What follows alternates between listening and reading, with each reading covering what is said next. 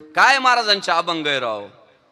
ओले मुळ भेदी खडकाचे अंग, अभ्यासाचे सांग कार्य सिद्धी. अहो ते ओलं मुळ जे काय महाराजांनी लहान झाले हो आपल्यासाठी, तुमच्या आमच्यात ऊर्जा भरण्यासाठी. महाराज किती लहान झाले. आम्ही तोंड पाडून बसतोय राव. कायम तक्रारच, कायम तक्रारच, कायम बिघडलेत. कधीतरी हसा. अहो ते ओलं मूळ राहतं, ओलं मूळ किती नाजूक.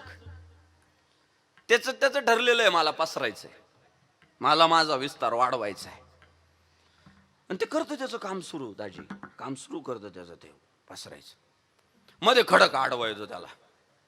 तो खडक म्हणते, ए कुठे चालला. म्हणतो काय नाही, चाललोय माझं माझं काम मी करतोय. ते म्हणते मला ओळखलं नाही का, तू कोण आहे. ते म्हणते मी खडक आहे, दगड. मग ते मूळ म्हणतं मी काय करू मग, तू दगड आहे तर.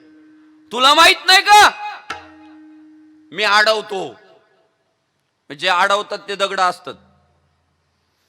तुला माहित नाही का माझं काम आहे समोरच्याला अडवायचं.